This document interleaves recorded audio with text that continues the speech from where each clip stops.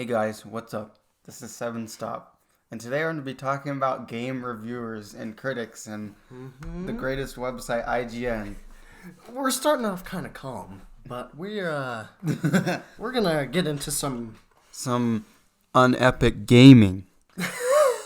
much later on. We're gonna go on a mega rant. Rant. So the thing that prompted this video is the Halo 4 review on IGN.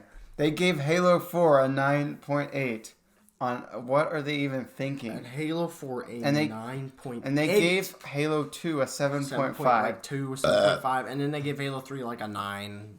Yeah. And stuff like that. But still, we will go through this review and basically tell you why, factually, this is the worst Halo game, just by straight facts. And then we'll talk about some issues with IGN and these kind of reviewers. Yeah, so first off, he goes, Halo 4 is really Cortana's story. As usual, of course, the fate of the universe rests on Master Chief's long dormant shoulders. Green armored, blah, blah, blah, Halo 3.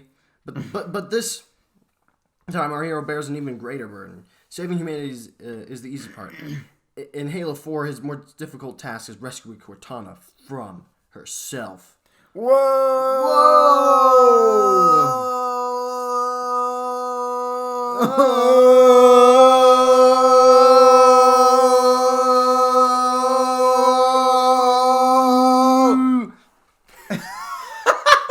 Basically, what?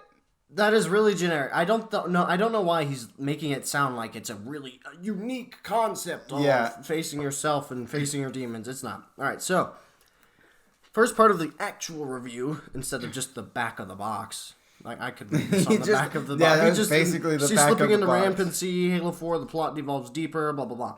All right. Amazingly, Halo 4 is not only a success but a bar-raising triumph for the entire first-person shooting genre, and its new developer, 343 Industries, has done it. It will surprise, delight, and even be excite you. All right, so yeah. I know near the end of this review, he basically said this is his favorite Halo game. He said that this is his favorite Halo game, which...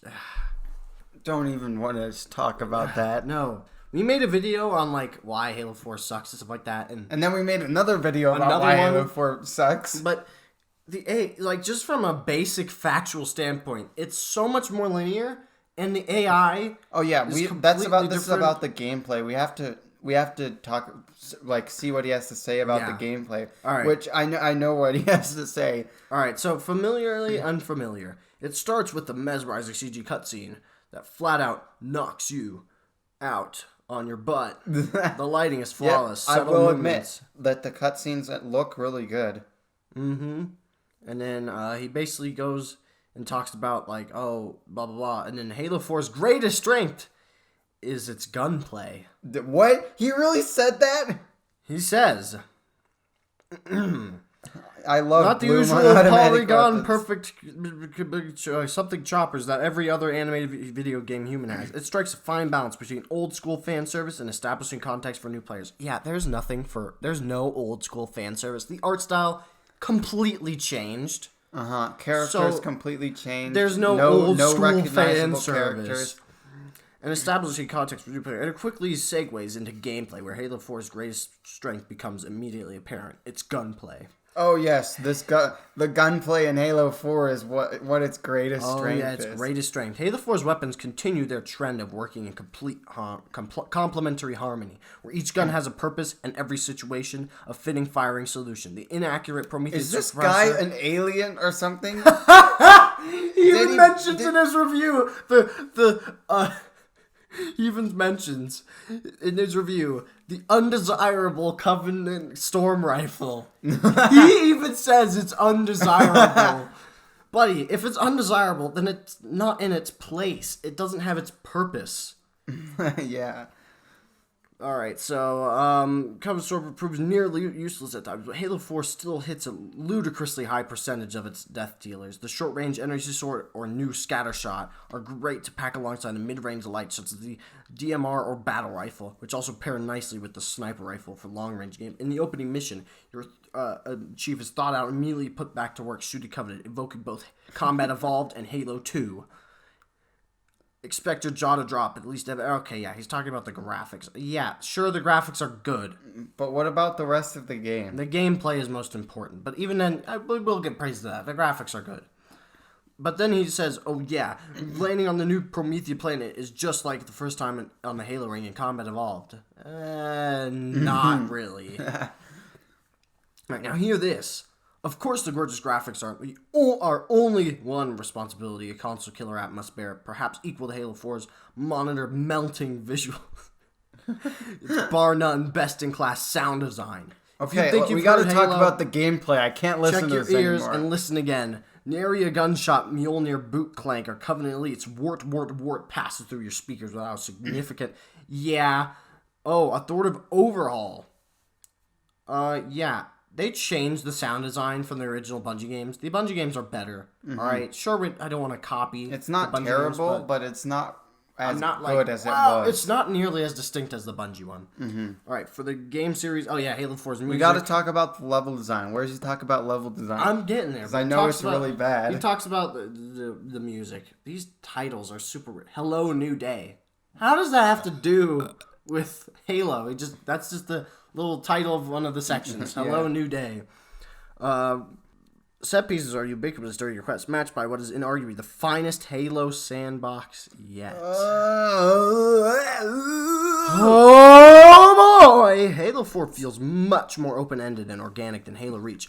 Paint by number sequences. What the heck is he talking about? Because of its massive scale and scope and freedom for possibility. Go it on foot or take the Scorpion in front of you. Hop in a Ghost or take the riskier strategy of trying to get a heavily guarded Wraith. All of these choices exist in a moment. Not a spectacular scene allowing for... How can he praise... It could be dedicated how can he praise the level design of Halo 4 and then berate the level design of Halo Reach, which has some of the best level design in the Halo Reach series. is one of the most fun Halo campaigns.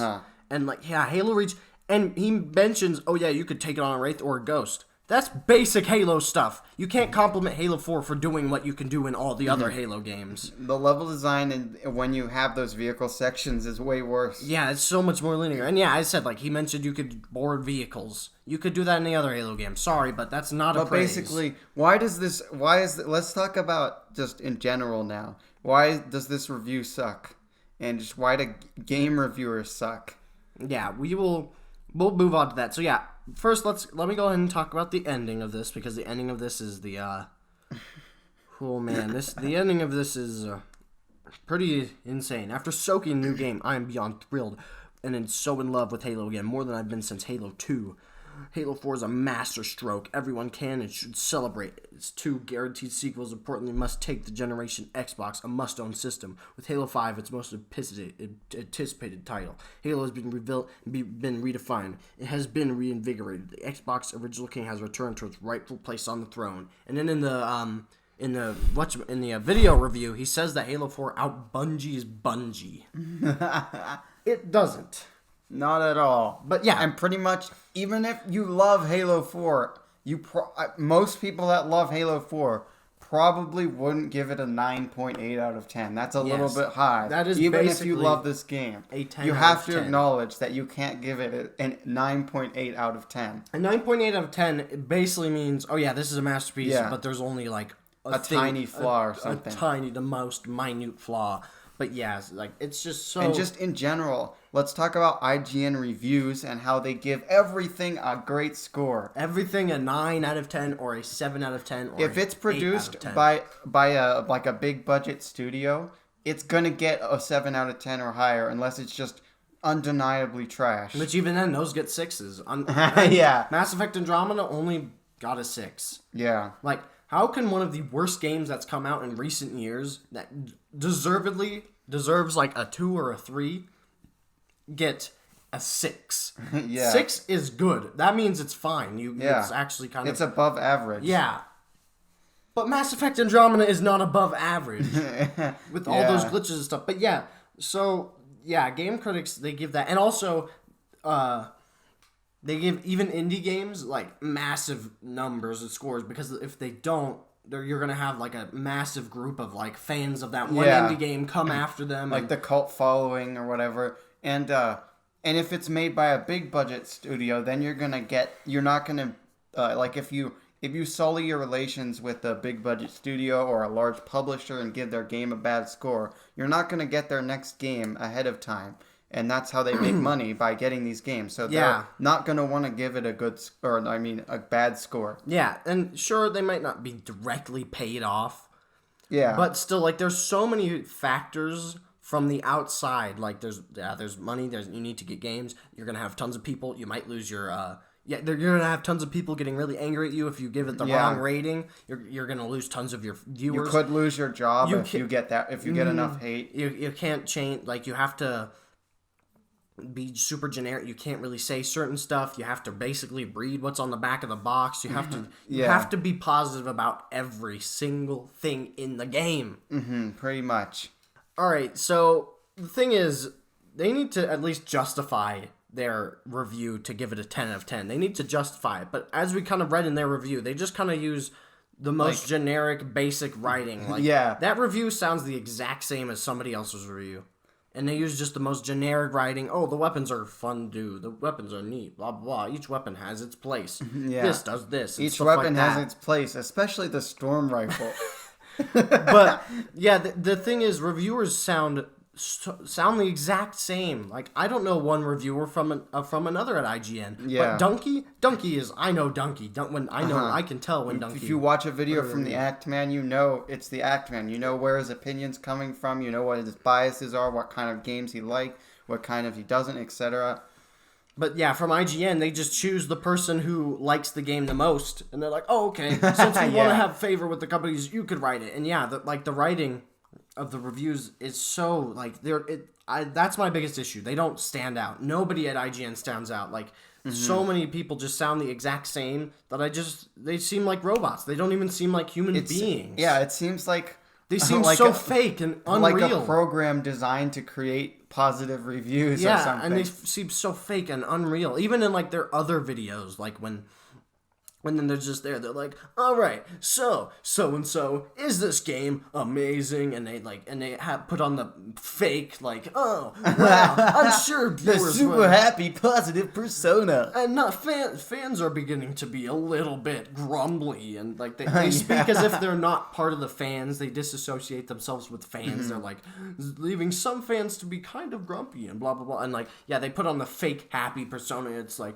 blah, blah, blah. Is the truth really out there in this spectacular mystery game, blah blah blah, and they sound so fake. Yo guys, thank you for watching this video. Thank you for all of the support and for your likes and subscribe and your comments. Actually, though, we actually talking about how Halo 4 is super amazing. Your comments. But actually, though, we have been appreciating the support. The support on the channel recently has actually been doing really good, and we're really happy with where it is at this current point in time. But yeah, thank you so much. Yeah. Subscribe, do the generic YouTube stuff. Smash your head into the bell notification. Hope you enjoyed the video. Smash your head against the wall. Yeah. Bye. Bye.